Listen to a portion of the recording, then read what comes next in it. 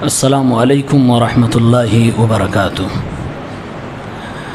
الحمد للہ رب العالمین والصلاة والسلام علی رسولہ الامین وبعد۔ قال سبحانہ وتعالی اعوذ باللہ من الشیطان الرجیم بسم اللہ الرحمن الرحیم ان الشرک لظلم عظیم۔ محترم حاضرین، ہمارے سامنے جو کتاب ہے مسلسل کئی مہینوں سے ہم اور آپ اسی کتاب کے مشتملات کو سن رہے ہیں، سمجھ رہے ہیں۔ اس کتاب کا تعلق عقیدے سے ہے، توحید سے ہے، ایمان سے ہے، اور ایک اچھے اور مخلص رہنما کی پہچان ہوتی ہے کہ اپنی رعایا کو، اپنے مقتدیوں کو، اپنی عوام کو توحید کی دعوت دیتا ہے اور شرک کی خطرناکی سے انہیں آگاہ کرتا ہے، کیونکہ جنت میں جانے کی کنجی توحید ہے۔ سب کچھ ہونے کے بعد بھی اگر انسان کے نام اعمال میں شرک ہے تو وہ جنت میں نہیں جا سکتا۔ یہ دل و دماغ میں ہمیں بٹھا لینا چاہیے۔ تمام طرح کی چیریٹی، تمام طرح کے اچھے کام، اخلاقی کردار، سب کچھ اپنی جگہ پہ ٹھیک ہے، لیکن اگر جنت چاہیے تو اللہ رب العالمین نے اس بات کو کلیئر کر دیا ہے کہ آپ کے پاس توحید کی دولت ہونی چاہیے، شرک سے آپ کا نام اعمال خالی ہونا چاہیے۔ آج کے اس درس میں انشاءاللہ ہم دیکھیں گے کہ شرک کیا ہے اور شرک کی کتنی قسمیں ہیں، کتنے طرح کے شرک ہوتے ہیں۔ ایک لمبا موضوع ہے، آپ کے سامنے تقریباً 10 سوالوں کے جوابات رکھے جائیں گے، جس سے آپ کو اندازہ ہو جائے گا کہ بڑے بڑے شرک ہیں کیا ہے۔ شرک کی 2 بنیادی قسمیں علماء نے کی ہیں، شرک اکبر اور شرک اصغر۔ بڑا شرک، چھوٹا شرک۔ جسے ہم چھوٹا شرک کہتے ہیں، یہ بھی تمام بڑے گناہوں میں سب سے بڑا ہے۔ جیسے جھوٹ بڑا گناہ ہے، چوری زناکاری بڑا گناہ، ان سے بھی بڑا ہے شرک اصغر، چھوٹا شرک۔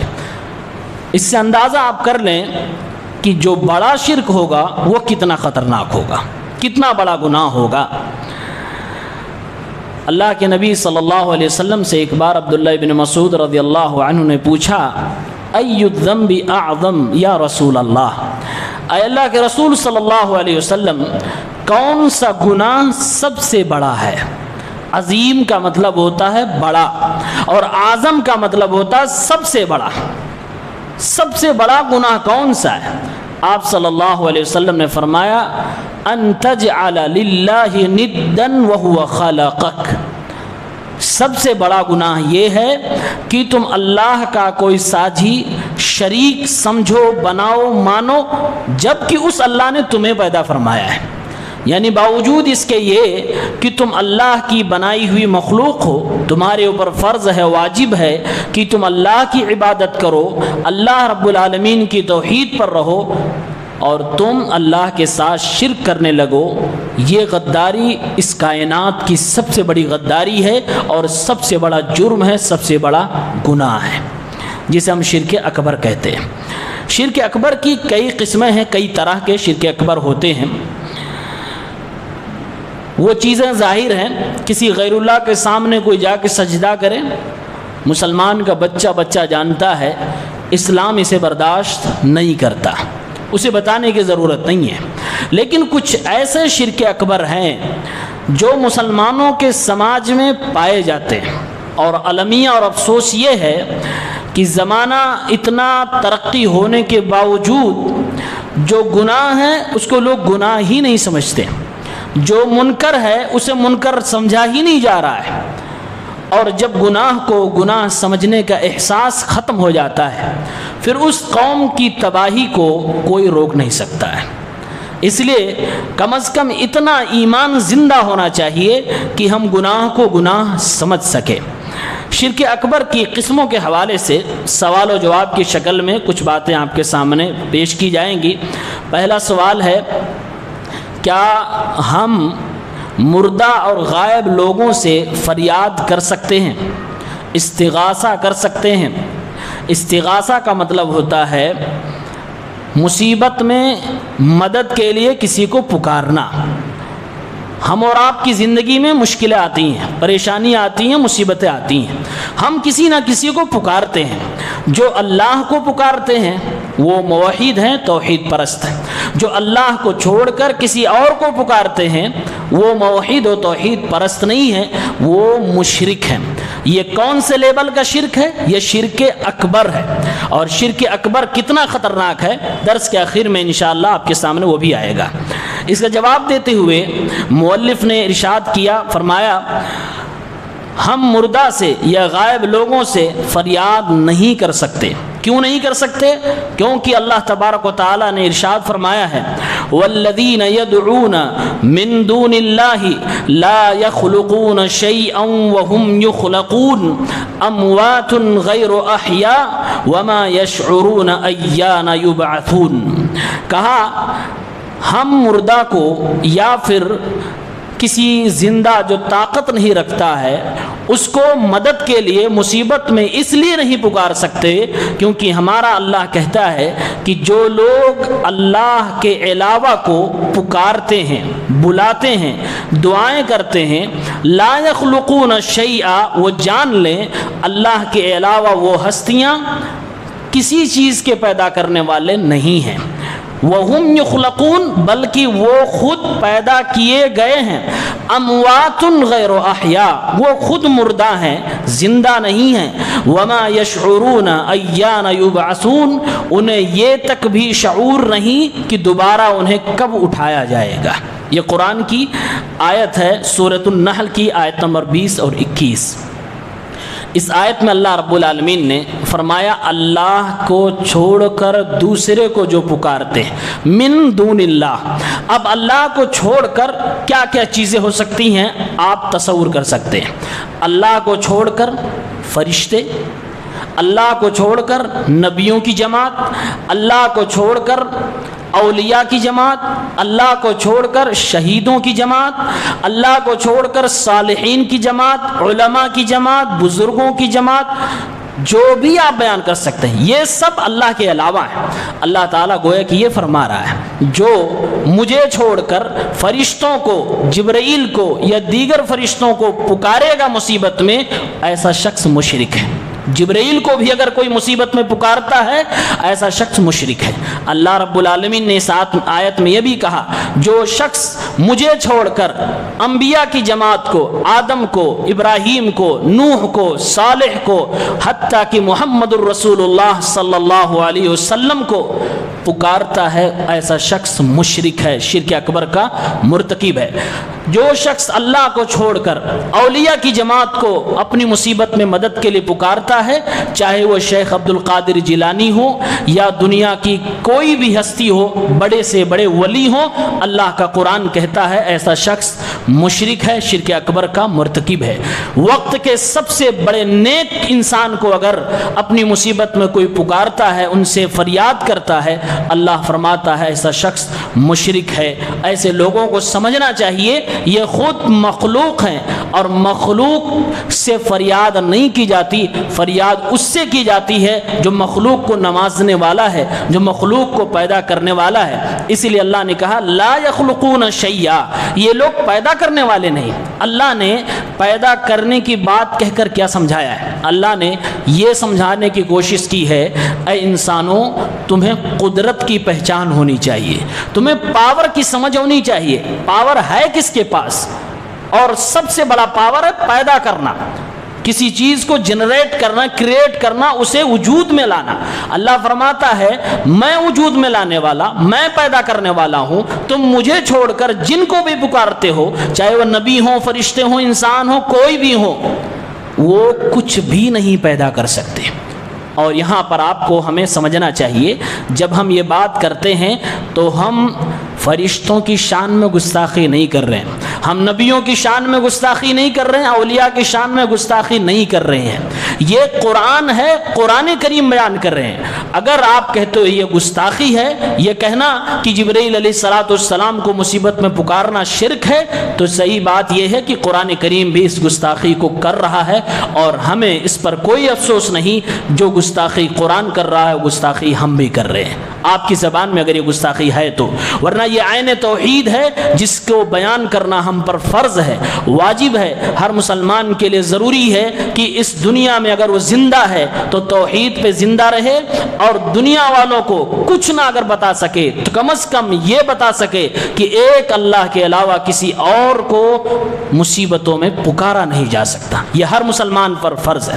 اس کے بعد دوسری آیت انہوں نے کوٹ کی اور کہا کہ اللہ تعالیٰ نے فرمایا ہے اذ تستغیثون ربکم فاستجاب لکم، جب تم اپنے رب کو پکارتے ہو، فریاد کرتے ہو، مصیبتوں میں یاد کرتے ہو، تو وہی رب ہے جو تمہاری دعاؤں کو قبول کرتا ہے، تمہیں مصیبتوں سے نکالتا ہے اور تمہیں سکون و اطمینان عطا فرماتا ہے۔ اس آیت کو کوٹ کر کے مؤلف نے یہ بتانے کی کوشش کی ہے کہ مصیبت میں اللہ کو بلانا، اللہ سے فریاد کرنا، یہ ایک عبادت ہے اور یہی بندگی ہے۔ اللہ ہم سے کیا چاہتا ہے کہ اے میرے بندو تم مانو کہ تم میرے بندے ہو، اور بندہ ہونے کا مطلب ہی ہے کہ اللہ کے سامنے تمہیں چھوٹا بننا ہے، تمہیں کمزور بننا ہے اللہ کے سامنے۔ اور جب انسان اپنے سے بڑے کو، اللہ رب العالمین کو اپنی مصیبت میں بلاتا ہے تو گویا کہہ رہا ہوتا ہے اے اللہ میں چھوٹا ہوں، میں کمزور ہوں، میں اس مصیبت کا سامنا نہیں کر سکتا، تو مجھے مدد فرما، تو مجھے اس مصیبت سے نکال دے، ہمیں تو سکون عطا فرما۔ جب یہ بندہ کہتا ہے، بندے کی یہ ادا اللہ کو خوب پسند آتی ہے اور یہ عبادت ہوتی ہے، اس پہ ثواب ملتا ہے۔ اور یہ اصول ہے عقیدے کی دنیا کا، ایک بہت بہترین اصول و ضابطہ ہے، ہر انسان کو معلوم ہونا چاہیے۔ جس کام کے بارے میں یہ ثابت ہو جائے کہ یہ عبادت ہے، جس کام کے بارے میں یہ ثابت ہو جائے کہ یہ عبادت ہے، اسی وقت سے وہ چیز اللہ کے علاوہ کسی اور کے لیے کرنا بالکل حرام ہو جاتا ہے، بلکہ وہ شرک ہو جاتا ہے۔ جب یہ ثابت ہو گیا کہ مصیبت میں اللہ کو پکارنا عبادت ہے، تو یہ بھی ثابت ہو گیا کہ اللہ کے علاوہ کو مصیبت میں پکارنا شرک ہے، کیونکہ عبادت ہم کسی اور کے لیے پھر کرنے لگتے ہیں۔ ایک دعا ہے، ہم اور آپ عام طور سے پڑھتے ہیں، جامع ترمذی کی روایت ہے 3524، یا حی یا قیوم استغیث برحمتک، برحمتک استغیث۔ یا حی یا قیوم، حی کا مطلب ہوتا ہے اے زندہ رہنے والے، زندہ کرنے والے، اے زندہ ہستی، اے قیوم قائم رہنے والے، قائم رکھنے والے، برحمتک استغیث، تیری رحمت کے ذریعے سے تجھ سے ہم فریاد کرتے ہیں، تجھ سے ہم مدد طلب کرتے ہیں، اپنی اس مصیبت میں پھنسے ہوئے ہیں، اس سے نکلنے کے لیے تیری رحمت کا سہارا لیتے ہیں، تیری رحمت کے وسیلے سے تجھ سے دعا کرتے ہیں۔ اس دعا میں بھی اللہ کے نبی صلی اللہ علیہ وسلم نے یہ سکھایا ہے، اے میری امت کے لوگوں، مصیبتوں میں تم اللہ کو پکارا کرو، فریاد تم اللہ سے کیا کرو۔ جب ہم کسی مصیبت میں ہو، چاہے وہ ذہنی پریشانی ہو یا کوئی حسی پریشانی ہو، معنوی پریشانی ہو، طرح طرح کی مصیبتیں لوگوں پر آتی ہیں۔ کوئی بیماری میں مبتلا ہے، کسی کا بزنس ٹھپ ہے، کسی کا کاروبار نہیں چل رہا ہے، کسی کی شادی نہیں ہو رہی ہے، کسی کے بچے نااہل نکل گئے، کسی کے رشتہ دار اس کے ساتھ ظلم کرنے لگے، مختلف طرح کی پریشانیاں انسان کی زندگی میں آتی ہیں۔ جب انسان اللہ کو چھوڑ کر کسی اور کو اس مصیبت میں یاد کرتا ہے تو وہ کیا کہہ رہا ہوتا ہے؟ وہ انسان دل میں، بلکہ دل کی زبان سے یہ کہہ رہا ہوتا ہے کہ میں جسے پکار رہا ہوں اس کے اندر طاقت ہے کہ وہ میری اس مصیبت کو دور کر دے، یا اگر طاقت نہیں ہے تو کم از کم اتنا اس کو پاور ہے کہ اللہ سے میرا یہ کام کروا دے گا۔ دو چیزیں یا دونوں میں سے کوئی ایک جب تک بندہ سوچتا نہیں ہے تب تک وہ کسی کے سامنے ہاتھ نہیں پھیلاتا ہے، تب تک وہ کسی سے کہتا نہیں ہے، اور دونوں چیزیں اللہ کے علاوہ کسی اور کے بارے میں سوچنا یہ عین شرک ہے۔ اگر آپ کسی بندے کے بارے میں سوچتے ہیں، مثال کے طور پر شیخ عبد القادر جیلانی کو غوث اعظم کہتے ہیں لوگ، استغاثہ سے بنا ہے غوث اعظم۔ غوث اعظم کا مطلب ہوا کہ وہ ذات جو سب سے زیادہ مصیبت میں مدد کرنے والی ہے، نعوذ باللہ۔ یہ لفظ سوائے اللہ کے کسی ہستی پر، کسی نبی پر، کسی فرشتے پر فٹ ہی نہیں آتا، لیکن لوگوں نے اسے فرشتوں کو بھی نہیں دیا، یہ نام نہ تو نبیوں کو دیا، یہ نام اگر دیا ہے تو نبی کی ایک امتی کو دیا ہے، اور میں سمجھتا ہوں اللہ کی شان میں اس سے بڑی گستاخی نہیں ہو سکتی کہ یہ نام اللہ کے کسی مخلوق کو دیا جائے کہ جسے ہم غوث اعظم کہیں۔ غوث اعظم کیوں کہتے ہیں؟ یہی کہتے ہیں کہ ہمیں یہ مصیبت سے دور کر دیں گے، ہمیں مصیبت سے نکال دیں گے، اور یہ شرک ہے قرآن کی اصطلاح میں، اسلام کی نظر میں بہت بڑا گناہ ہے، شرک اکبر ہے۔ اور شرک اکبر وہ گناہ ہوتا ہے کہ انسان اگر 100 نیکیاں کر کے گیا ہے اور 101 نمبر پر ایک بار کہہ دے یا شیخ عبد القادر جیلانی اغثنی، میری مدد کیجئے میں پھنس چکا ہوں، اللہ کہتا ہے وہ 100 نیکیاں پلک جھپکتے ہی برباد کر دی جاتی ہے۔ یہ ہے شرک اکبر۔ انسان اگر جان بوجھ کر اور ڈھٹائی سے دلائل کی ہونے کے باوجود یہ ساری باتیں کرتا ہے، قرآن کی اصطلاح میں ایسا شخص مرتد ہو جاتا ہے، اسلام سے خارج ہو جاتا ہے۔ لہٰذا شرک اکبر کی ایک بڑی قسم، ایک بڑی شکل یہ ہے کہ لوگ اپنی مصیبتوں میں غیر اللہ کو پکارتے ہیں، جو کہ شرک اکبر ہے، اسے بچنا چاہیے۔ ابن تیمیہ رحمہ اللہ نے اس حوالے سے شارٹ کٹ میں 2 بات عرض کی ہے۔ کہتے ہیں کہ جس استغاثہ یا جس فریاد کرنے کو اسلام نے منع کیا ہے، اس کی 2 قسمیں کا ایک قسم یہ ہے الاستغاثۃ بالمیت مطلقا فی کل شیء، مردے سے فریاد کرنا۔ مصیبت کسی زندہ کو ہوئی، اب وہ کسی قبر پہ جائے یا اپنے ہی گھر میں بیٹھ کر کسی ایسی ہستی کو پکارے جو دنیا سے جا چکی ہے، چاہے وہ آپ پردہ کرنا سمجھ رہے ہوں یا حقیقت میں مردہ سمجھ رہے ہوں، اگر وہ دنیا سے جا چکی ہے، اگر آپ اسے پکار رہے ہو تو بلا شک و شبہ یہ حرام ہے، یہ منع ہے، یہ شرک ہے، اس میں کوئی شک نہیں ہے۔ دوسری قسم ہے کہ آپ مدد کے لیے کسی ایسی ہستی کو پکارو جو ہستی مردہ تو نہیں ہے، زندہ ہے، چاہے وہ بہرائچ کے اندر ہو یا اجمیر کے اندر ہو یا مکہ میں ہو یا مدینہ میں، دنیا کے کسی کونے میں ہو، وہ زندہ ہے۔ تو کہتے ہیں الاستغاثۃ بالمخلوق فیما لا يقدر علیہ الا اللہ او الا الخالق، یہ بھی حرام ہے۔ کسی ایسے زندہ شخص کو مصیبت میں یاد کرنا، پکارنا، بلانا جو زندہ تو ہے لیکن اس کے پاس پاور نہیں ہے کہ آپ کو مصیبت سے نکال سکے، اگر آپ اسے پکارتے ہو تو یہ بھی شرک ہے، اس سے بھی اسلام روکتا ہے، منع کرتا ہے۔ مثال اس کی یہ ہے کہ بیوی کے پیٹ میں پریگننسی کو روکنا یہ اللہ کے علاوہ کسی کے اختیار میں نہیں ہے۔ بچے کو پیدا کرنا، وجود میں لانا اللہ کے علاوہ کسی کے اختیار میں نہیں ہے، کسی کو یہ قدرت حاصل ہی نہیں ہے، کوئی بھی ہو کائنات کا۔ اگر کوئی شخص یہ کام کسی اور سے کہہ دے، جبرائیل علیہ السلام سے کہنے لگے اے جبرائیل علیہ السلام ہمیں اولاد سے نوازیے، اے محمد الرسول اللہ صلی اللہ علیہ وسلم ہمیں اولاد سے نوازیے، اے شیخ عبد القادر جیلانی ہمیں اولاد سے نوازیے، اے فلاں بابا ہمیں اولاد سے نوازیے، اللہ کو چھوڑ کر یہ کام کے لیے آپ نے جس کو بھی پکارا ہے، سب کے سب شرک میں داخل ہیں اور سب شرک اکبر ہیں، کیونکہ پیدا کرنے کی طاقت اللہ کے علاوہ کسی میں نہیں ہے، نہیں ہے، نہیں ہے، اس لیے قرآن اس سے منع فرماتا ہے۔ تو شرک کی سب سے پہلی قسم جو حرام ہے، جس سے ہمیں اور آپ کو بچنا چاہیے اور اپنے اہل و عیال اور رشتہ داروں کو بچانا چاہیے، جس کی تبلیغ ہم پر فرض ہے، جو سب سے پہلا حق ہے ہمارے اوپر کہ ہم لوگوں کو تک پہنچائیں، وہ یہ کہ مصیبت میں کوئی اللہ کو چھوڑ کر کسی اور کو ہرگز نہ پکارے۔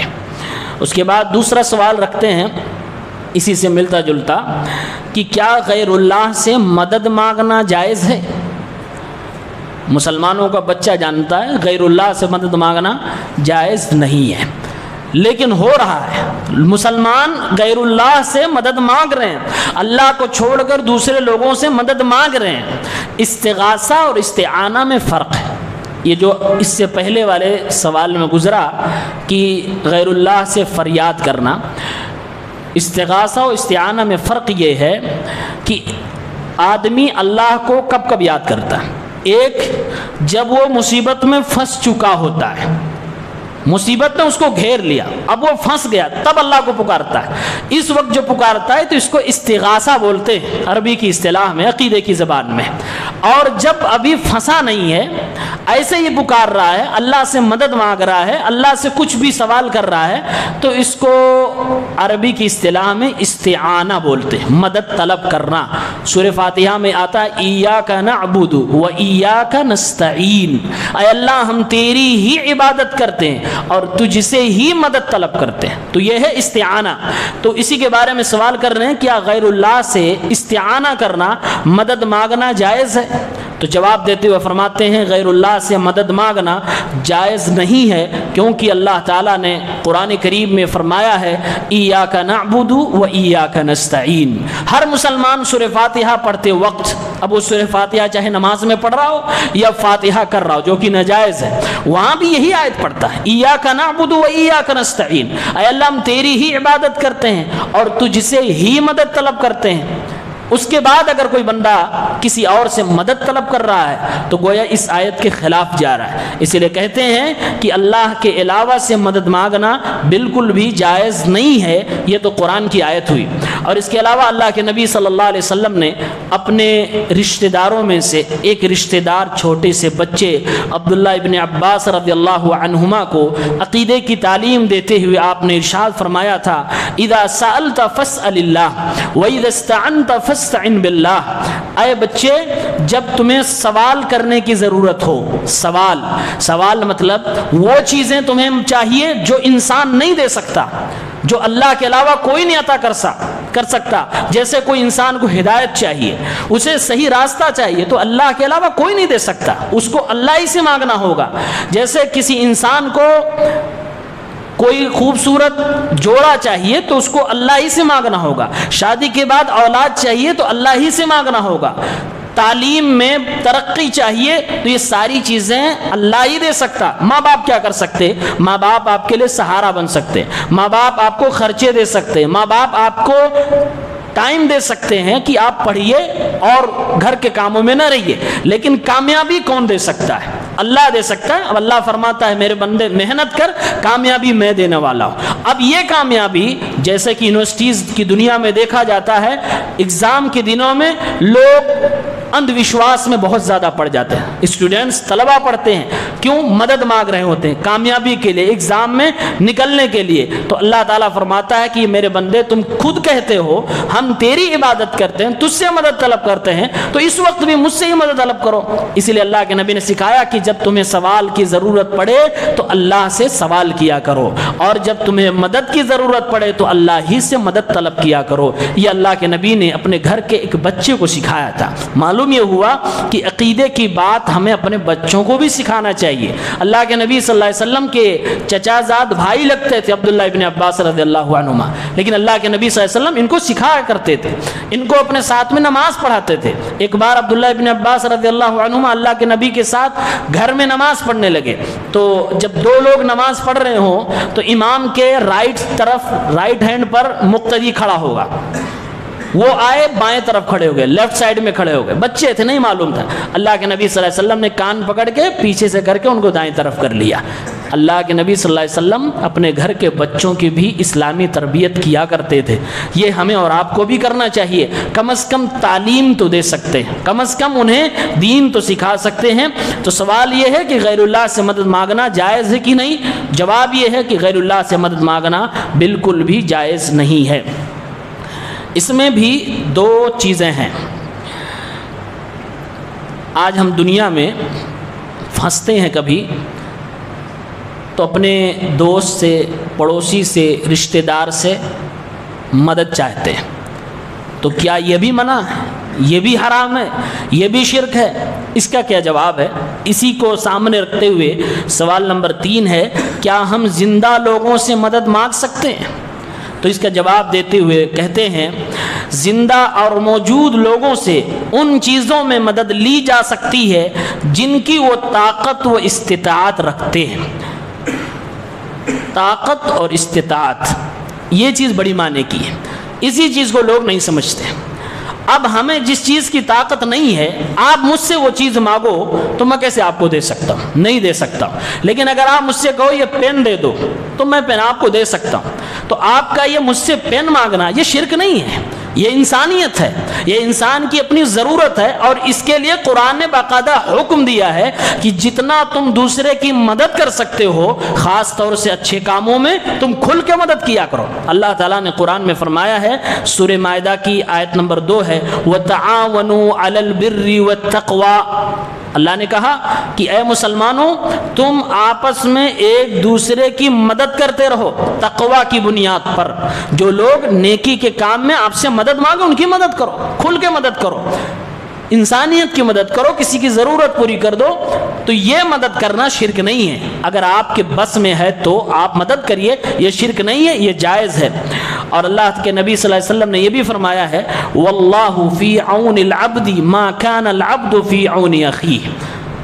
دنیا میں نیکیوں کی بڑی قسمیں ہیں، لیکن ایک نیکی ایسی ہے جو نیکی انسان کو حقیقت میں دلی طور سے سکون پہنچاتی ہے، اور یہ ہر شخص جو کسی کی کبھی کسی مشکل وقت میں مدد کیا ہوگا خود محسوس کیا ہوگا۔ اللہ کے نبی صلی اللہ علیہ وسلم فرماتے ہیں اللہ تبارک و تعالیٰ اس وقت تک اپنے بندے کی مدد میں رہتا ہے اور مدد کرتا رہتا ہے جب تک اس کا بندہ اپنے بھائی کی مدد کرتا رہتا ہے۔ یعنی اللہ تعالیٰ یہ کہہ رہا ہے کرو مہربانی تم اہل زمین پر، تم دنیا والوں پہ مہربانی کرو، دنیا والوں کی مدد کرو، اللہ تمہاری مدد کے لیے تیار ہے۔ اور اللہ نے کہا اپنے بھائیوں کی تم مدد کرو، ہم تمہاری مدد کیا کریں گے۔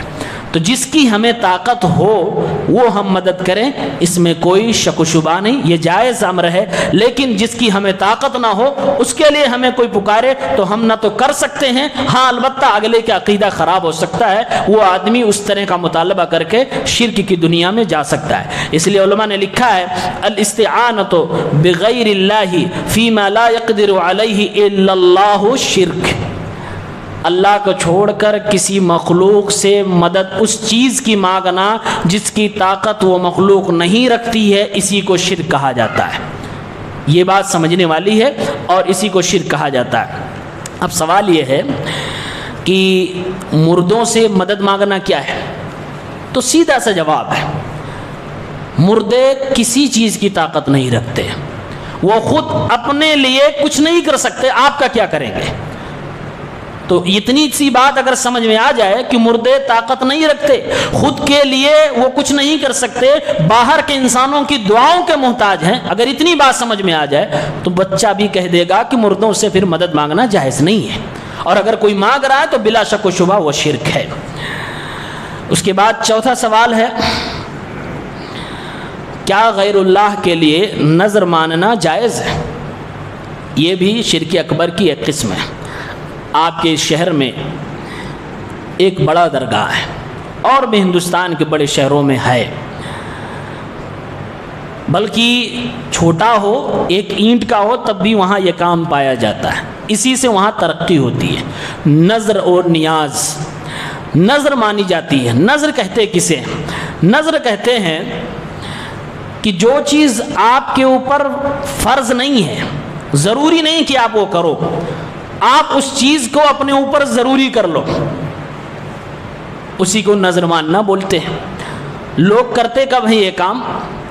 جب لوگ پریشان ہوتے ہیں، کوئی ان کا بڑا کام نہیں ہوتا ہے تو وہ اللہ سے ڈیل کرنے لگتے ہیں، اللہ سے شرط لگاتے ہیں، اے اللہ اگر میرا یہ کام ہو گیا تو میں 10,000 روپے فلاں غریب کو دوں گا۔ یہ اگر اور تو، یہ بیچ میں جو لگا ہے ڈیلنگ والا ورڈ، ڈیلنگ والا جملہ، یہ اللہ کے ساتھ صحیح نہیں ہے، اللہ کے ساتھ یہ صحیح نہیں ہے۔ یہ جب بندہ کرتا ہے تو اسی کو بولتے ہیں نظر۔ افسوس تو یہ ہے کہ یہی کام لوگ غیر اللہ سے کر رہے ہوتے ہیں۔ ایک تو ہوتا کہتا بندہ اے اللہ میرا کام اگر ہو جائے، میں ایگزام میں پاس ہو جاؤں تو میں 10 غریبوں کو کھانا کھلاؤں گا۔ غریبوں کو کھانا کھلانا اچھی بات ہے، لیکن ڈیل کس سے کر رہا بندہ؟ اللہ سے کر رہا ہے۔ شرط کس سے لگا رہا؟ اللہ سے لگا رہا۔ اللہ کے نبی صلی اللہ علیہ وسلم فرماتے ہیں اس سے کچھ ہونے والا نہیں ہے، جو تمہاری تقدیر میں لکھا ہے اس سے بدلے گا نہیں۔ تمہاری تقدیر میں اگر پاس ہونا لکھا ہے تو تم اس کے بغیر بھی پاس ہو جاؤ گے، اور اگر تمہاری تقدیر میں فیل ہونا لکھا ہے تو اس کے بغیر اس کو کر کے بھی تم فیل ہو جاؤ گے۔ لہٰذا اللہ کے نبی فرماتے ہیں انہ لا یأتی بخیر، اس طرح کی جو ڈیلنگ اللہ سے کرتے ہیں اس سے ان کو کوئی بھلائی اور فائدہ نہیں پہنچتا ہے، بلکہ کنجوسوں اور بخیلوں سے مال نکالنے کا ایک طریقہ ہے۔ اس لیے علماء نے کہا ہے راجح قول کے حساب سے اس طرح کی نذر ماننا، اس طرح کی منت ماننا اسلام میں ناپسندیدہ عمل ہے، مکروہ ہے، نہیں ماننا چاہیے۔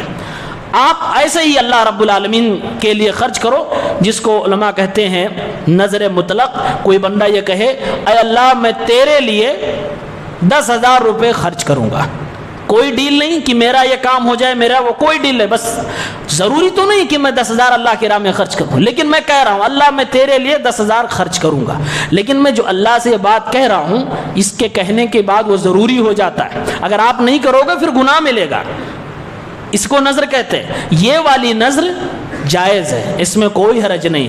آپ اللہ سے کوئی ڈیل نہیں لگا رہے ہو کہ میرا کام کرو گے تب میں یہ کام کروں گا، صرف آپ ایسے ہی کہہ رہے ہو کہ اے اللہ میں تیرے لیے تیرے راہ میں 10 مسکینوں کو کھلانا چاہتا ہوں، 10 لوگوں کو عید کے دن میں کپڑا دینا چاہتا ہوں، وغیرہ وغیرہ۔ یہ اچھی بات ہے اور یہ عبادت ہے، یہ کرنا چاہیے، ایک نیک عمل ہے، انسان اس کے ذریعے سے نیکی کی طرف آگے بڑھتا ہے۔ لیکن یہ کوئی شرط لگانا کہ اے اللہ میرا یہ کام ہوگا تب میں یہ کروں گا، ایسا نہیں کرنا چاہیے۔ اللہ کے نبی فرماتے ہیں اس سے تقدیریں بدلتی نہیں ہیں، بلکہ انسان بخیل ہوتا ہے، اس بخیل سے اس انداز میں مال نکالا جاتا ہے۔ اس کے علاوہ شرک کی دنیا میں کیا ہوتا ہے؟ شرک کی دنیا میں لوگ اللہ سے نذریں نہیں مانتے، اللہ سے منت نہیں مانگتے، یہ کہتے ہیں کہ میرا کام ہو جائے تو میں فلاں بابا کے درگاہ پر ایک بکرا ذبح کروں گا، کوئی کہتا ہے میں ایک مرغا ذبح کروں گا، کوئی کہتا ہے میں چادر چڑھاؤں گا، کوئی کہتا ہے میں لائٹنگ کروں گا، کوئی کہتا ہے میں کنکمے لگاؤں گا، اپنی ڈیل پر کسے؟ قبر کے اندر مدفون شخص سے ڈیلنگ ہو رہی ہے۔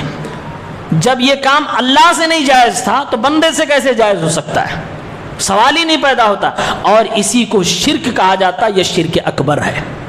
اگر اور یہ چیز ہے، علماء نے اپنی کتابوں میں لکھا ہے، شرک کے مظاہرات میں بیان کیا کہ لوگ مزاروں پہ باقاعدہ جاتے ہیں اور وہاں پر ایک الگ انداز میں کھڑے ہو کر بابا سے مخاطب ہو کر قبر کے اندر مدفون شخص کو پکارتے ہیں، اور یہ باقاعدہ کہتے ہیں کہ اگر میرا کام ہو گیا، میرا بزنس بابا ٹھپ چل رہا، اگر ٹھیک چلنے لگا تو میں آپ کے دربار پہ آ کر ایک چادر چڑھاؤں گا، ایک بکرا ذبح کروں گا، ایک مرغی ذبح کروں گا، وغیرہ وغیرہ۔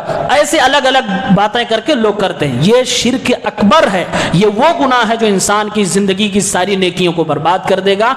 یہی ہو رہا ہے، ہم اسی سے روکنے کے لیے باتیں آپ کے سامنے رکھ رہے ہیں۔ سوال کیا گیا کہ کیا یہ جائز ہے؟ جواب دیتے ہیں کہ اللہ تعالیٰ کے علاوہ کسی کے لیے نذر ماننا جائز نہیں ہے، کیونکہ اللہ تعالیٰ نے قرآن کریم میں حضرت مریم کی والدہ کی بات نقل کرتے ہوئے فرمایا ہے۔ حضرت مریم کی والدہ نے کہا تھا ربی انی نذرت لکا ما فی بطنی محررن، اے اللہ جو میرے پیٹ میں ہے میں منت مانتی ہوں، میں نذر مانتی ہوں کہ یہ پیدا ہوگا تو میں اسے آزاد رکھوں گی۔ آزاد رکھنے کا مطلب یہ ہے کہ دنیا کے کاموں سے اسے الگ رکھوں گی، تیرے راہ میں اس کو میں وقف کر دوں گی۔ تو یہ نذر مانی تھی حضرت مریم کی والدہ نے، کس سے مانگی تھی؟ اللہ سے مانگی تھی۔ تو یہ نذر میں کوئی حرج نہیں، کوئی ڈیلنگ نہیں ہے اس میں، سیدھی سی بات ہے کہ اللہ کے لیے میں اپنے بچے کو وقف کر دوں گی، اور اللہ تعالیٰ کے کاموں میں، اللہ کے راہ میں میرا بچہ رہے گا، اللہ کے دین کے لیے کام کرے گا، تو ایسا کرنا جائز ہے۔ کہتے ہیں اللہ سے مانگا تو یہ جائز ہے۔ اگر یہی کام کوئی کہے اے بابا اگر ہمارے یہاں بیٹا پیدا ہو گیا تو میں مزار پر ڈیوٹی کرنے کے لیے اسے وقف کر دوں گی، یہ شرک ہو گیا، یہ شرک اکبر ہوا، اور یہ چھوٹا گناہ نہیں بڑا گناہ ہوا، اور یہ ہو رہا ہے۔ اللہ تعالیٰ امت مسلمہ کو شرک سے بچائے۔ اللہ کے نبی صلی اللہ علیہ وسلم فرماتے ہیں صحیح بخاری و مسلم کی روایت ہے، من نظر ان یطیع اللہ فلیطیعہ، جس نے نظر مانی کہ وہ اللہ کی اطاعت کرے گا تو وہ اللہ کی اطاعت کرے، ومن نظر ان یعصیہ فلا یعصیہ، اور جس نے نظر مانی کہ وہ اللہ کی نافرمانی کرے گا تو وہ اللہ کی نافرمانی نہ کرے۔ کیا مطلب ہوا اس حدیث کا؟ اس حدیث کا مطلب یہ ہوا کہ کوئی شخص یہ کہے کہ میں اللہ کے لیے نظر مانتا ہوں کہ میں روزانہ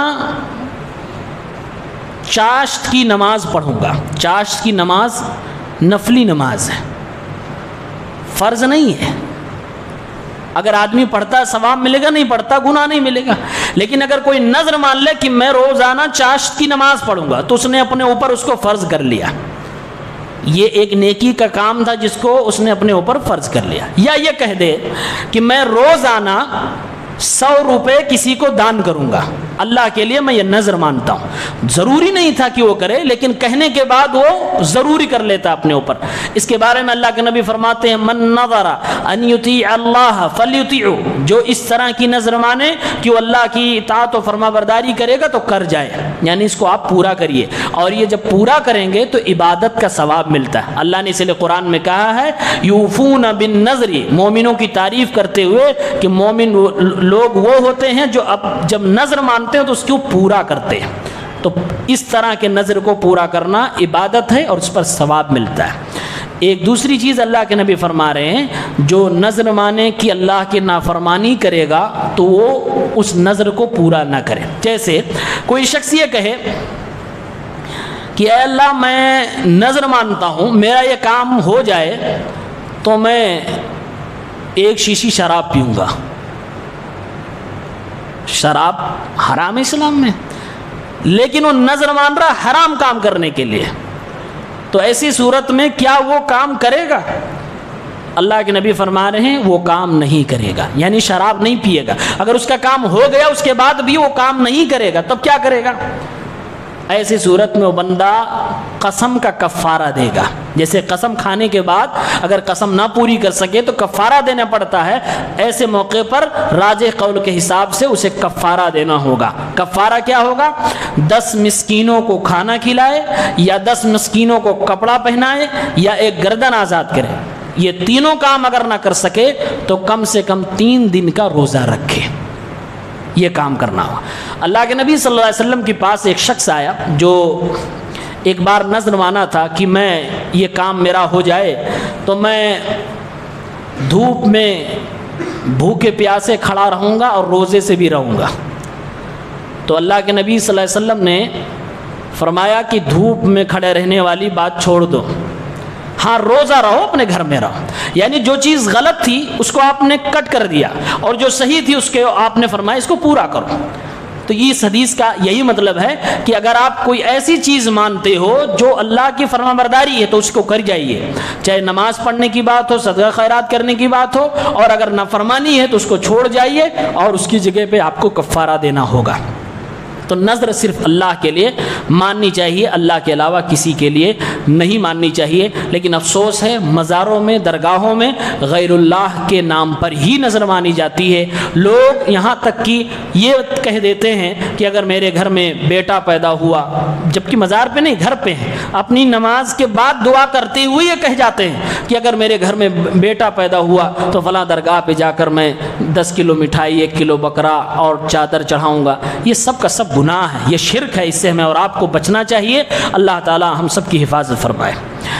اس کے بعد 5واں سوال ہے کہ کیا غیر اللہ کے لیے ذبح کرنا جائز ہے؟ جیسے نظر ہی میں بندہ کہتا ہے کہ میں بابا کے مزار پہ جا کر ایک مرغی ذبح کروں گا، یا ایک کبوتر کہہ لیجئے، چھوٹے سے چھوٹے پرندے کا آپ نام لے لیجئے، ایک انڈے کی بھی بات کر لیجئے، کیا یہ جائز ہے؟ یہ حرام ہے، بالکل حرام ہے، اس میں کوئی شک نہیں۔ جواب دیتے ہیں اللہ کے علاوہ کسی کے لیے بھی جانور ذبح کرنا جائز نہیں ہے، کیونکہ اللہ تعالیٰ نے قرآن میں فرمایا ہے فَصَلِّ لِرَبِّكَ وَانْحَرْ، نماز پڑھیے اپنے اللہ کے لیے اور قربانی کریے اپنے اللہ کے لیے۔ اللہ نے نماز کو، قربانی کو ایک ساتھ بیان کیا۔ اگر آپ کے معاشرے میں، ہمارے اور آپ کے سوسائٹی میں کوئی بندہ کسی غیر اللہ کے لیے نماز پڑھ رہا ہو تو بغیر عالم سے پوچھے ہر مسلمان کہے گا غلط کر رہا ہے، ہر مسلمان اس پہ فتویٰ لگائے گا کہ غلط کر رہا ہے، اور حقیقت میں وہ غلط کر رہا ہے۔ لیکن ہماری سوسائٹی میں کوئی شخص غیر اللہ کے لیے ذبح کر رہا ہو اس کو لوگ غلط نہیں کہتے، جبکہ اللہ نے دونوں کو ایک ساتھ بیان کیا، نماز کو بھی اور اس قربانی کو بھی، دونوں کو ایک ساتھ بیان کیا۔ فَصَلِّ لِرَبِّكَ وَانْحَرْ، اور یہ اِنَّا أَعْطَيْنَاكَ الْكَوْثَرَ کی آیت ہے، سب سے چھوٹی سورت قرآن کی ہے، 3 آیتوں میں مشتمل ایک لائن کی سورت ہے، لیکن عقیدے کی بڑی بات اللہ نے کہی ہے۔ فَصَلِّ لِرَبِّكَ وَانْحَرْ، نماز پڑھیں گے تو اپنے اللہ کے لیے، کسی اور کے لیے نہیں۔ اگر کسی کے دکھاوے کے لیے پڑھ لیا تو اللہ کہتا ہے ایسی نماز کی ہمیں ضرورت نہیں ہے۔ ایسے ہی فرمایا اللہ نے کہ جانور ذبح کریں گے، چاہے وہ مرغی ہو، بکری ہو، بکرا ہو، چڑھاوا ہو، چادر ہو، انڈا ہو، ایک بتاشا ہی صحیح ہو، وہ ہوگا تو اللہ کے لیے، کسی اور کے لیے ہرگز نہیں ہو سکتا۔ اسی لیے علماء نے لکھا ہے، بڑی باریک بات یہاں ذکر کی ہے، گھر پہ مہمان آتے، سب کے گھر پہ مہمان آتے ہیں، مہمان الگ الگ طرح سے ہوتے ہیں۔ کچھ مہمان ہوتے ہیں جس سے آپ کو بڑی عقیدت ہوتی ہے، بڑی محبت ہوتی ہے، کچھ مہمان نارمل ہوتے ہیں۔ اگر آپ کسی مہمان کی عقیدت میں، اس کی تعظیم میں، کہ بڑے اعلیٰ کوالٹی کے مہمان ہیں، ان کی تعظیم میں ہم جانور پورا ذبح کر دیتے ہیں، ایسا کرنا غلط ہے۔ تعظیم میں اللہ کی ہونی، اللہ کی تعظیم میں وہ جانور ذبح ہوگا اور اللہ کے نام سے ہوگا۔ مہمان کو صرف کھلانے کا مقصد ہونا چاہیے، نیت صرف کھلانے کی ہونی چاہیے۔ مہمان کی تعظیم اس جانور کے ذبیحے سے اگر آپ نے کر لی تو اسلام میں یہ حرام ہے، یہ غلط ہے۔ اتنی باریک بات ہے، لیکن لوگ مہمان تو چھوڑیے، باقاعدہ غیر اللہ کے نام پر جانور ذبح ہو رہے ہیں۔ اللہ نے کہا قل ان صلاتی ونسکی ومحیایا ومماتی للہ رب العالمین، اے نبی صلی اللہ علیہ وسلم آپ کہہ دیجئے میری نماز، میری قربانی، میری زندگی، میری موت، میرا جینا مرنا سب اللہ کے لیے۔ یہ اللہ تعالیٰ یہی کہہ رہا ہے، اے مسلمانوں تم جانور جب بھی ذبح کرنا، جانور بھی میری مخلوق، تم بھی میری مخلوق، میں نے تم کو اجازت دی ہے ذبح کرنے کے لیے تو میرے نام پہ ہونا چاہیے اور میری ہی تعظیم میں ہونا چاہیے، ورنہ کسی اور کی تعظیم میں اگر آپ ذبح کرتے ہیں تو وہ شرک ہوتا ہے۔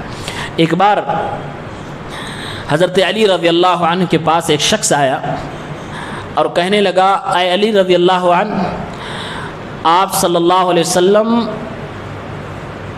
آپ کے بہت قریبی تھے، تو کیا کوئی اسپیشل بات آپ کو بتائی ہے جو دوسروں کو نہ معلوم ہو؟ آپ داماد ہیں حضرت علی اللہ کے نبی صلی اللہ علیہ وسلم کے، کہا کہ کوئی اسپیشل بات آپ کو بتائی ہو جو دوسروں کو نہ بتایا ہو تو وہ بتائیے۔ حضرت علی نے ڈپٹا اور فرمایا نہیں، کوئی خاص بات مجھے نہیں بتائی جو دوسروں کو نہ بتائی ہو، ساری چیزیں دوسروں کو بھی معلوم ہے، مجھے بھی معلوم ہے۔ ہاں 4 چیزیں اللہ کے نبی نے مجھے بتائی تھیں جو ہو سکتا ہے دوسروں کو نہ بتائی ہوں، میں آپ کو بتانا چاہتا ہوں۔ صحیح مسلم کی روایت ہے، اللہ کے نبی صلی اللہ علیہ وسلم کے حوالے سے حضرت علی بیان کرتے ہیں کہ اللہ کے نبی صلی اللہ علیہ وسلم نے فرمایا، لعن اللہ من لعن والدیہ، اللہ کے نبی نے مجھے بتایا تھا کہ اللہ کی لعنت اس شخص پہ برستی ہے جو اپنے ماں باپ پر لعنت برساتا ہے، جو اپنے ماں باپ کے اوپر لعنت بھیجے، ماں باپ کو برا بھلا کہے، اللہ کی لعنت ایسی اولاد پہ برستی ہے۔ کہا وَلَعْنَ اللَّهُ مَنْ ذَبَحَ لِغَيْرِ اللَّهِ، اور آپ نے یہ بھی فرمایا تھا کہ اللہ کی لعنت ہے اس بندے پر جو غیر اللہ کے لیے کسی جانور کو ذبح کرتا ہے۔ وَلَعْنَ اللَّهُ مَنْ غَيَّرَ مَنَارَ الْأَرْضِ، اور اللہ کی لعنت ہے اس شخص پر جو زمینوں کی میڑ کو بدل دیتا ہے۔ یعنی زمینیں ہوتی ہیں لوگوں کی تو اس میں باقاعدہ ہوتا ہے نا کہ اتنی زمین یہاں سے یہاں تک، تو آپ جو نشان لگاتے ہیں چاہے اینٹ کی نشان لگائیں یا مٹی کی نشان لگائیں، مٹی کا جو نشان لگتا ہے اس کو دیہاتی بھاشا میں میڑ بولتے ہیں۔ اللہ کے نبی فرما رہے ہیں جو زمینوں کے نشانات کو بدل دے اس پر بھی اللہ کی لعنت برستی ہے۔ وَلَعْنَ اللَّهُ مَنْ آوَى مُحْدِثًا، اور اللہ کی لعنت اس شخص پہ برستی ہے جو بدعتی کو پناہ دیتا ہے، یا جو اسلامی حکومت سے بھگوڑا ہو اس کو جو پناہ دیتا ہے اس پر بھی اللہ کی لعنت برستی ہے۔ کہا اللہ کے نبی نے یہ 4 چیزیں مجھے بتائی تھیں جو مجھے لگتا ہے کہ تمہیں بتانا چاہیے تو میں یہ آپ کو بتا رہا ہوں۔ اس میں اللہ کے نبی صلی اللہ علیہ وسلم سے حضرت علی نے ایک بات کہی، لعن اللہ من ذبح لغیر اللہ، جو اللہ کے علاوہ کے لیے کوئی چیز ذبح کرتا ہے اس کے نام پر یا اس کی تعظیم میں، گرچہ اللہ کا نام لے کر ذبح کر رہا ہو، اس پر اللہ کی لعنت برستی ہے۔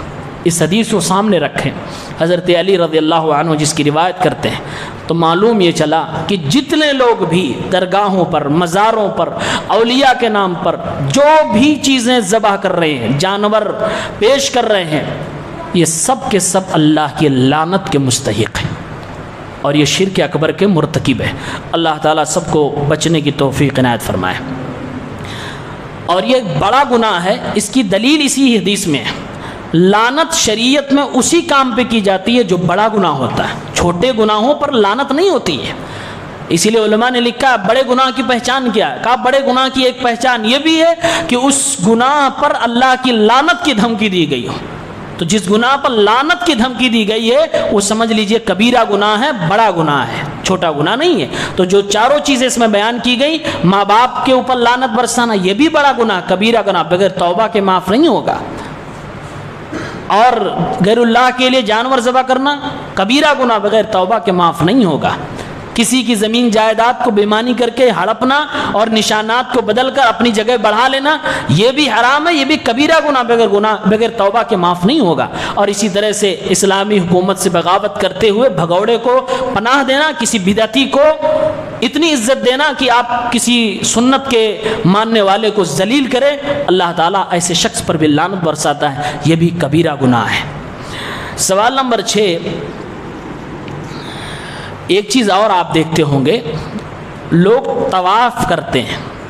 طواف ایک صحیح العقیدہ مسلمان کو معلوم ہونا چاہیے کہ طواف صرف خانہ کعبہ کا، اس پوری کائنات میں، پوری دنیا کے اندر خانہ کعبہ کو چھوڑ کر نہ کوئی ذات ایسی ہے، نہ کوئی جگہ ایسی ہے جس کا طواف کیا جائے، جائز ہی نہیں ہے۔ صرف خانہ کعبہ کا طواف، اس کے علاوہ کسی اور چیز کا طواف آپ نہیں کر سکتے۔ سوال کر رہے ہیں کہ ہم قبر والوں کی قربت حاصل کرنے کے لیے قبروں کا طواف کر سکتے ہیں؟ جواب دے رہے ہیں کعبہ کے علاوہ ہم کسی چیز کا طواف نہیں کر سکتے۔ کیوں نہیں کر سکتے؟ قرآن میں اللہ رب العالمین نے فرمایا سورہ حج کی آیت نمبر 29 میں وَلْيَطَّوَّفُوا بِالْبَيْتِ الْعَتِيقِ، کہ لوگوں کو چاہیے کہ قدیم گھر یعنی خانہ کعبہ کا طواف کریں۔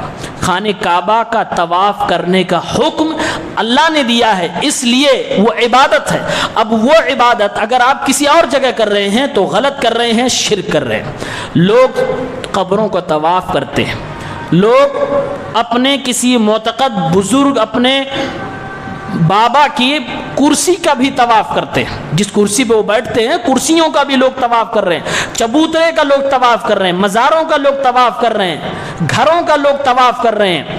اللہ رب العالمین نے صرف خانہ کعبہ کے طواف کی اجازت دی ہے، حکم دیا ہے، کسی اور چیز کا آپ طواف نہیں کر سکتے ہیں۔ اگر کر رہے ہیں تو غلط کر رہے ہیں اور یہ سراسر حرام ہے۔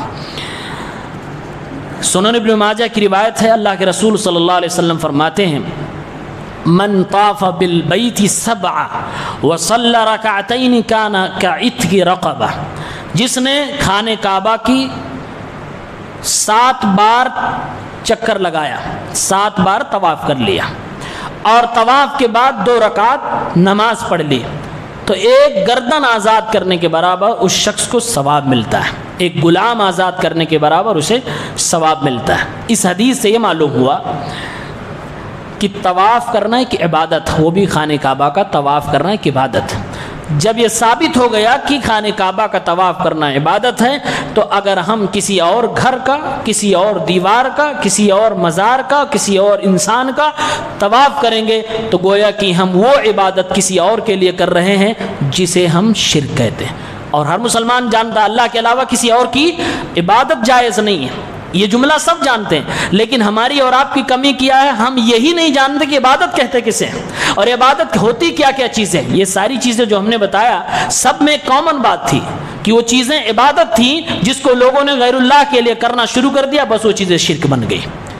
تو جو چیز عبادت ہے اس کا مستحق صرف اللہ رب العالمین ہے، اس کے علاوہ کوئی نہیں ہے۔ سوال نمبر 7 ہے، شرک اکبر کی ایک قسم یہ بھی ہے جادوگری سیکھنا یا جادو کرنا یا کروانا۔ سوال کرتے ہیں کہ جادو کا کیا حکم ہے؟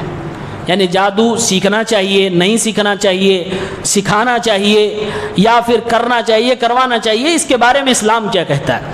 جواب دیتے ہوئے ارشاد فرماتے ہیں جادو کفر ہے، جادو کفر ہے۔ بہت سارے لوگ جادو کا انکار کرتے، کہتے دنیا میں جادو ہوتا ہی نہیں ہے۔ ہوتا ہے جادو، اور جادو شیطان کی مدد سے ہوتا ہے۔ شیطان ہماری اور آپ کی آنکھوں کے ساتھ کھیلتا ہے، ہمارے اور آپ کے دلوں کے ساتھ کھیلتا ہے، ہماری سوچ کے ساتھ کھیلتا ہے۔ اسی لیے علماء نے لکھا ہے کوئی جادوگر اس وقت تک جادوگر بن ہی نہیں سکتا، یا کوئی شخص اس وقت تک جادو کر ہی نہیں سکتا جب تک وہ شیطان کو خوش کرنے کے لیے اللہ کے ساتھ کفر اور شرک نہ کر جائے۔ یہ بات دماغ میں بٹھا لیجئے۔ اگر کوئی جادو کر رہا ہے تو یہ طے ہے کہ وہ شیطان کی پوجا کر رہا ہے، یہ طے ہے کہ وہ اللہ کے ساتھ کوئی بڑا گناہ کر رہا ہے جس کو ہم نہیں جانتے ہیں۔ بسا اوقات جادوگر دیکھنے میں بڑے نیک لگتے ہیں، وہ ایسا پہناوا بنائے رکھتے ہیں، اسی لیے ان کو ہم ڈھونگی کہتے ہیں، جالی کہتے ہیں، شعبدہ باز کہتے ہیں۔ وہ ایسے گیٹ اپ بنائے رکھتے ہیں کہ ایسا لگتا ہے بڑا نیک انسان ہے، بڑا اللہ کا ولی ہے، لیکن ایسے لوگ اللہ کے ولی نہیں، یہ شیطان کے ولی ہوتے ہیں، شیطان کے دوست ہوتے ہیں، یہ کفر کر رہے ہوتے ہیں، شرک کر رہے ہوتے ہیں۔ چھوٹا گناہ نہیں ہوتا کہ یہ شخص گندا رہ رہا ہے بس اس کے علاوہ کوئی بات نہیں، یہ کوئی بڑا کام کر رہا ہے اور وہ کوئی شرک اکبر کر رہا ہے، یا تو شیطان کے سامنے سر اپنا جھکا رہا ہے، سجدہ کر رہا ہے، یا اس کی بات مان رہا ہے، بہرحال وہ کفر کے لیبل تک کا جرم کر رہا ہے، تبھی شیطان اس کی مدد کر رہا ہے۔ شیطان کسی کی مدد فری میں کبھی نہیں کرتا، یہ بات دماغ میں رکھیں۔ فری میں شیطان کبھی کسی کی مدد نہیں کرتا۔ فری میں مدد کرنا صرف انسانوں کی صفت ہے۔ انسان جو سافٹ دل رکھتے ہیں، نرم دل رکھتے ہیں، ایمان رکھتے ہیں، وہ فری میں مدد کرتے ہیں، ورنہ شیطان کبھی بھی کسی کی فری میں مدد نہیں کر سکتا۔ اگر کسی کو ایسا لگتا ہو کہ شیطان میری مدد کر رہا ہے تو وہ غلط فہمی میں ہے، اس سے کوئی بڑا گناہ کروا رہا ہے، یا آپ کر چکے ہو گرچہ آپ کو پتہ ہی نہ چلا ہو۔ اس لیے کہتے ہیں جادو کفر ہے، اور قرآن کریم نے جادو کو کفر کہا ہے۔ اللہ تعالیٰ نے سورہ بقرہ کی آیت نمبر 102 میں فرمایا ہے وَلَكِنَّ الشَّيَاطِينَ كَفَرُوا يُعَلِّمُونَ النَّاسَ السِّحْرَ، شیطانوں نے کفر کیا جو لوگوں کو جادو سکھاتے تھے۔ جادو سکھانے کو اللہ نے کفر کہا ہے۔ آپ ذرا سوچئے، ایجوکیشن کے لیے اگر کوئی جادو سکھا رہا ہے وہ بھی کفر کر رہا ہے، لیکن اگر کوئی شخص جادو کر رہا ہو تو وہ کتنا بڑا کفر ہو جب اس کا سیکھنا۔ بہت ساری ایسی چیزیں ہوتی ہیں جو غلط ہوتی ہیں، لیکن لوگ ایجوکیشن کے نام پہ اس کو جائز کر لیتے ہیں کہ بھائی ہم تو سکھا رہے ہیں، ہم کر تھوڑی رہے ہیں، لیکن اللہ تعالیٰ سکھانے کو بھی کفر کہہ رہا ہے۔ اگر کوئی جادو کر رہا ہو تو کتنا بڑا گناہ ہوگا، آپ اس سے اندازہ کر سکتے ہیں۔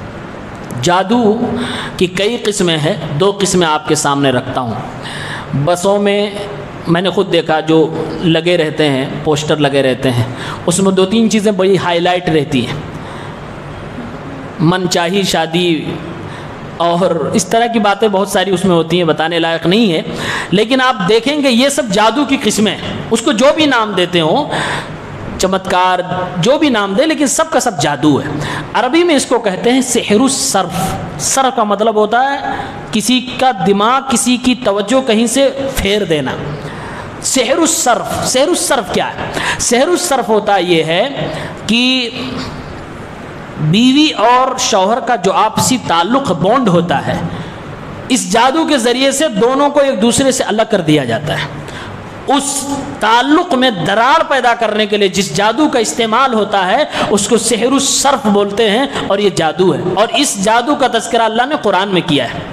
وَيُفَرِّقُونَ بِهِ بَيْنَ الْمَرْءِ وَزَوْجِهِ، اللہ نے صاف کہا یہ جادوگر لوگ جادو کے ذریعے سے آدمی اور اس کی بیوی کے درمیان جدائی کرواتے ہیں، اس کو سحر الصرف بولتے ہیں۔ اس کے ایک الٹا ہے جس کو من چاہی شادی بولتے ہیں، سحر العطف۔ عطف کا مطلب ہوتا ہے جوڑنا، کنیکشن کروانا۔ تو اس میں ہوتا یہ ہے کہ کسی اجنبی شخص کو کسی اجنبی عورت سے تعلق بٹھانے کے لیے جادو کیا جاتا ہے، اور دونوں کو قریب لایا جاتا ہے، دونوں کی بھاوناؤں کو اکٹھا کرنے کے لیے جادوگر جو عمل کرتا ہے اس کو سحر العطف کہتے ہیں، یہاں تک کہ دونوں کی شادی ہو جائے، دونوں کو ایک دوسرے سے جوڑ دے۔ تو یہ سب جادو کی قسمیں ہیں۔ اگر کہیں ایسا ہو رہا ہو تو کوئی اس کو یہ نہ سمجھے کہ دو بچھڑے دلوں کو ملانے کا کام بڑا پنیہ والا ہے۔ ایک جگہ میں نے بتایا تھا یہ بات، تو ایک عورت نے باقاعدہ کہا تھا کہ دو لوگ بچھڑے تھے، ملا دیا، اس میں غلط کیا کیا؟ لیکن ان کو شاید پتہ نہیں کہ یہ جادو کی کاریگری ہے، یہ کسی اور چیز کی کام نہیں ہوتا۔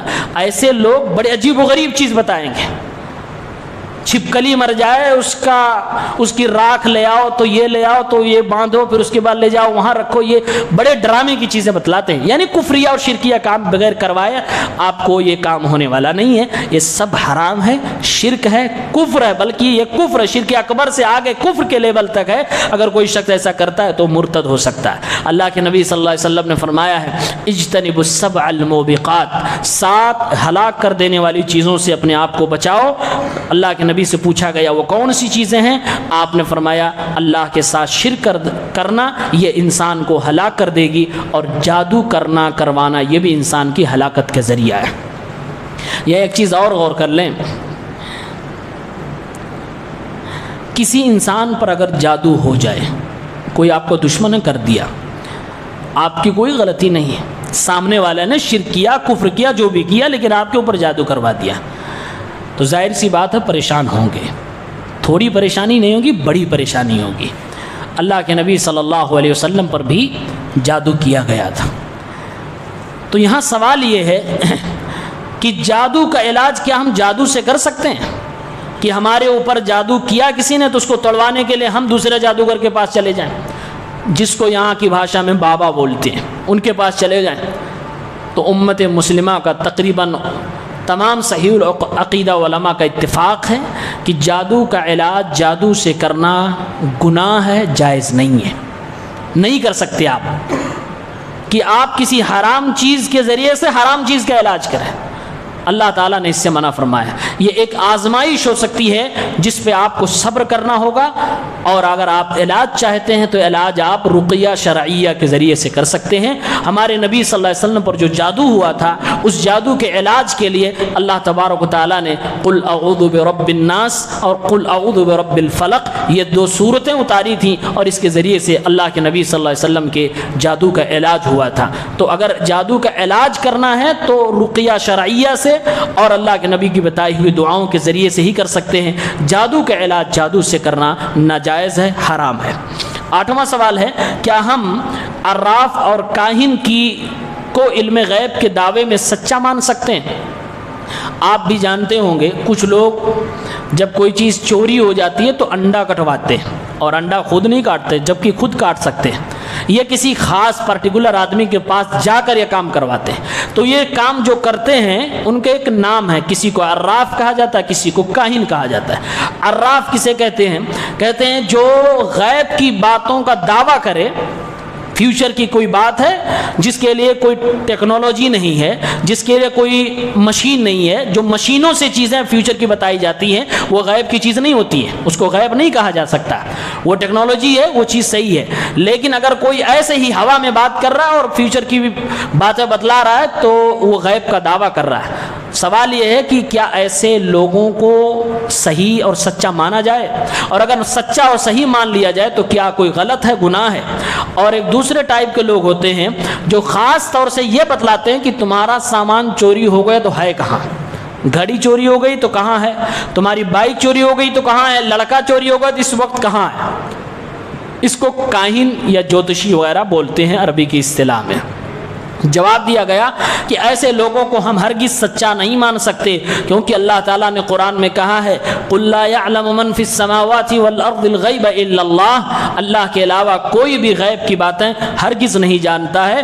اور جب اللہ نے کہہ دیا کہ اللہ کے علاوہ کوئی غیب نہیں جانتا، زمین پر اگر کوئی یہ دعویٰ کرتا ہے تو دونوں میں سے کسی ایک کا انکار کرنا پڑے گا، یا تو یہ کہیں کہ بندہ جھوٹ بول رہا ہے، یا تو یہ کہیں کہ قرآن جھوٹ بول رہا ہے۔ ظاہر سی بات ہے ہمیں یہی کہنا ہوگا کہ انسان اپنے دعوے میں جھوٹا ہے، ہم اس کی تصدیق نہیں کر سکتے، ہم اس کو صحیح 1% بھی نہیں مان سکتے۔ ہم یہی کہیں گے کہ یہ جھوٹا ہے، گرچہ وہ ہمیں صحیح دکھ رہا ہو، بڑا بھاگ کرنے کے بعد آپ کی اپنی لمیٹڈ نالج کے بعد وہ صحیح بھی لگے تب بھی آپ کو اس کا انکار ہی کرنا، کیونکہ قرآن کریم میں اللہ نے کہا اللہ کے علاوہ کوئی غیب نہیں جانتا۔ اس لیے اللہ کے نبی صلی اللہ علیہ وسلم فرماتے ہیں من اتى عرافا او کاہنا فصدقه بما يقول فقد كفر بما انزل على محمد، جو شخص ایسے لوگوں کے پاس آئے اور ان سے کوئی ایسی چیز سنے اور اس کے بعد ان کو تصدیق کر دے، بول دے ہاں یار صحیح کہہ رہا ہوگا، یا ہو سکتا ہے اس کی بات میں دم ہے، صحیح بول رہا ہو، اگر اتنا بھی کسی نے کہہ دیا تو اللہ کے نبی فرماتے ہیں اس تصدیق کی وجہ سے وہ بندہ قرآن کے ساتھ کفر کر جاتا ہے اور کافر گیا۔ ایک روایت میں اللہ کے نبی نے فرمایا 40 دن کی اس کی نماز ہی نہیں قبول ہوتی ہے جو ایسے لوگوں کے بارے میں 1% بھی بول دے کہ ہاں صحیح کہہ رہا ہوگا۔ لہٰذا عقیدہ مضبوط ہونا چاہیے، ایسے لوگوں کے علم غیب کا آپ تصدیق نہیں کر سکتے، جائز نہیں ہے۔ اس کے علاوہ ایک سوال یہ ہے کہ کیا کوئی شخص غیب جانتا ہے؟ کوئی شخص غیب نہیں جانتا، وہ آیت قرآن کی سامنے ہے۔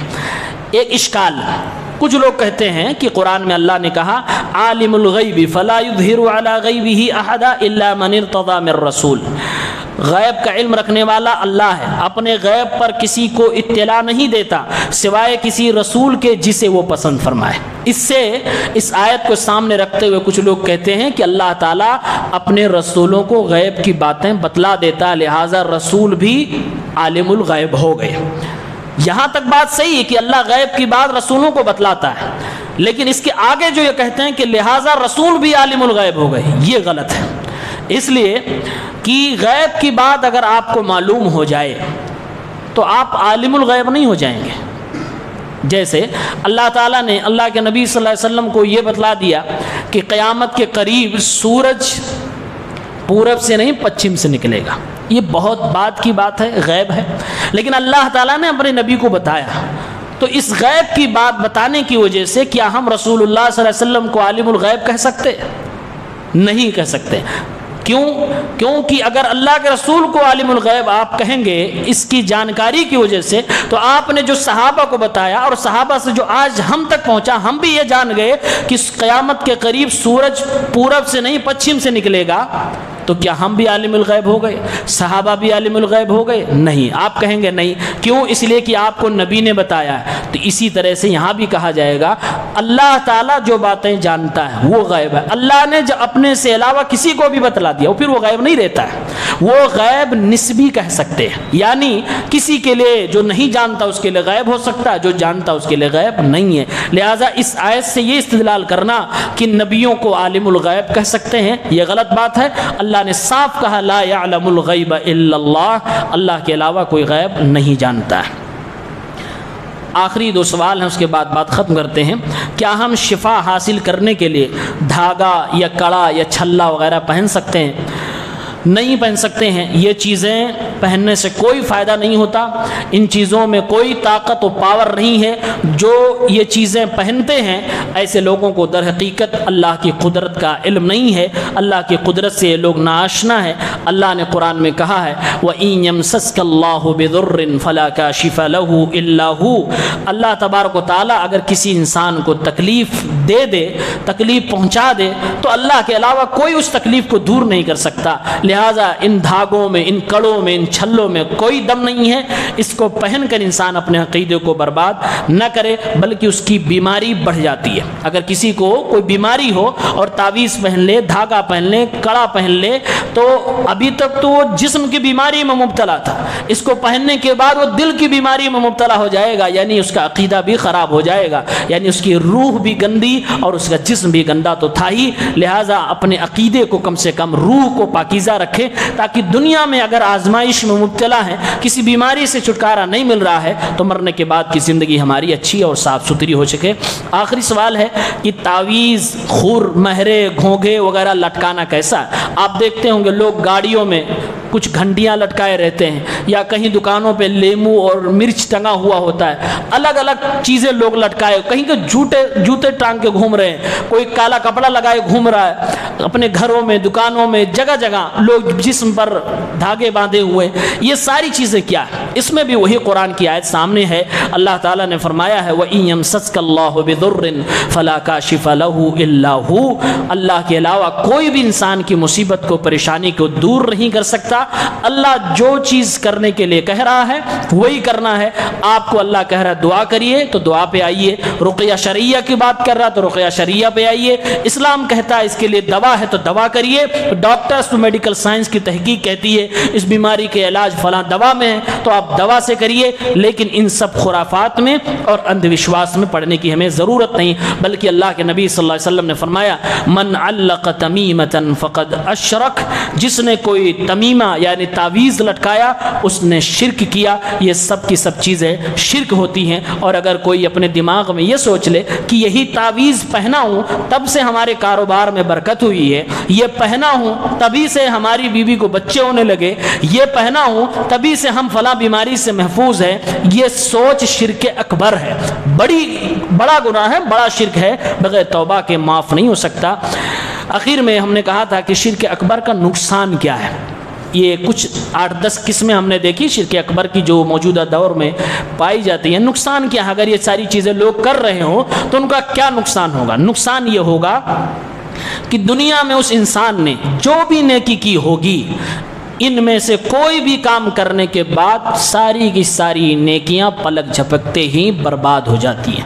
اللہ نے فرمایا ہے وَلَوْ أَشْرَكُوا لَحَبِطَ عَنْهُمْ مَا كَانُوا يَعْمَلُونَ، اگر انبیاء کرام آدم، نوح، ابراہیم، صالح، موسیٰ، عیسیٰ، محمد الرسول اللہ صلی اللہ علیہ وسلم، یہ سب لوگ بھی نیکیاں کرنے کے بعد شرک کریں تو اللہ فرماتا ہے ان کی ساری زندگی کے اعمال ضائع اور برباد ہو جاتے ہیں۔ جب نبیوں کی نیکیاں شرک کے بار نہیں بچ سکتی، جبکہ نبی شرک سے پاک ہوتا ہے، اپنی نبوت سے پہلے بھی اس نبوت کے بعد بھی نبی شرک سے پاک ہوتا ہے، لیکن اس کے باوجود اللہ نے ایک مثال دی ہے کہ اگر نبی بھی شرک کریں تو ان کو بھی میں بخشوں گا نہیں، ان کے بھی نیکیاں برباد ہو جائیں گی۔ تو اگر امتی کو یہ شرک کر رہا ہو اور پھر سوچے کہ میں مچل مچل کے جنت میں جاؤں گا، دامن پکڑ پکڑ کے جنت میں جاؤں گا، تو اس کی دن میں خواب دیکھنے کے علاوہ اور کوئی بات نہیں ہے، اور وہ صرف خواب دیکھ رہا ہے، خام خیالی خوش فہمی میں جی رہا ہے۔ اس خوابوں کی دنیا سے نکل کر سچائی کی طرف آنا چاہیے۔ دوسری چیز اللہ رب العالمین فرماتا ہے اے میرے بندو، اگر تم میری عبادت کر رہے ہو تو خالص میری کرو، ملاوٹ مجھے پسند نہیں۔ یہ اللہ کی غیرت ہے، آپ کو ملاوٹ نہیں پسند ہے۔ دنیا میں کسی ایک سچے اور غیرت مند انسان کو ملاوٹ پسند نہیں ہوتی ہے، کسی بھی چیز کے اندر ملاوٹ نہیں پسند ہوتی ہے، خاص طور سے عزت کا اگر معاملہ ہو تو کسی کو ذرہ برابر ملاوٹ پسند نہیں ہوتی ہے۔ اللہ رب العالمین فرماتا ہے میرے بندو، مجھے عبادت میں ملاوٹ ذرہ برابر پسند نہیں ہے۔ اس لیے حدیث قدسی میں آپ نے فرمایا انا اغنى الشرکاء یعنی شرک من عمل عملا اشرک معی فیہ غیری ترکتہ وشرکہ، میں تمام شریکوں سے زیادہ شرک سے بے نیاز ہوں۔ جس شخص نے کوئی ایسا عمل کیا جس میں میرے ساتھ میرے غیر کو بھی شریک کیا تو میں اسے اور اس کے شرک کو چھوڑ دیتا ہوں۔ یعنی اللہ فرماتا ہے کہ 100 میں 90% تم میرے لیے مخلص ہو، لیکن 10% تم نے کسی اور کو دل میں جگہ دے رکھی ہے تو میں تمہارے 90% کو بھی ٹھوکر مارتا ہوں، مجھے ایسی عبادت کی ضرورت نہیں۔ یہ دوسرا نقصان ہے۔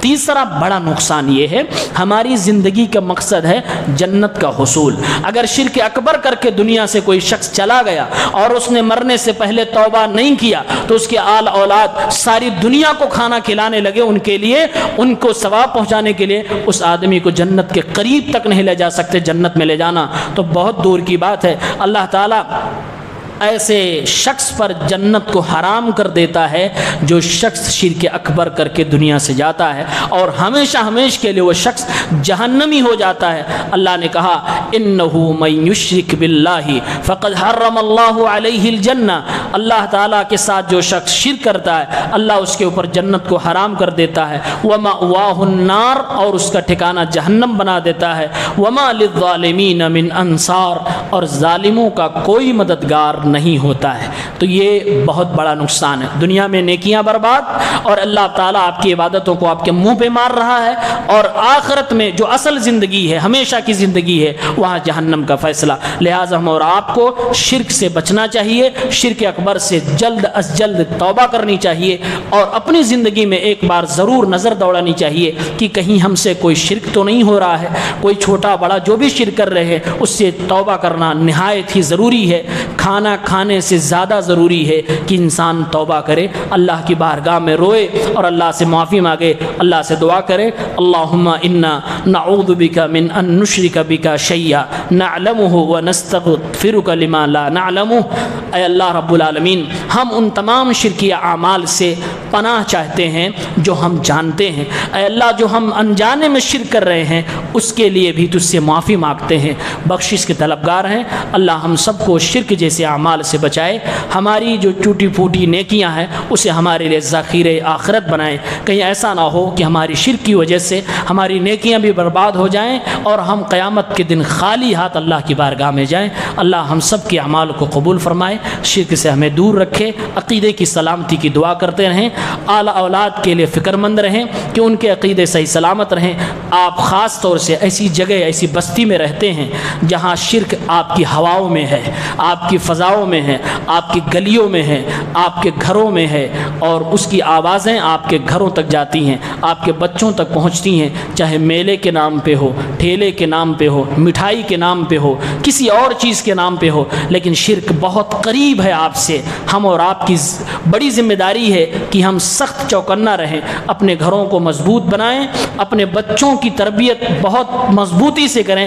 شرک آپ کے بچوں میں, ہم میں, آپ میں پنپنے نہ پائے. اللہ تعالی ہم سب کی حفاظت فرمائے. آمین یا رب العالمین. السلام علیکم.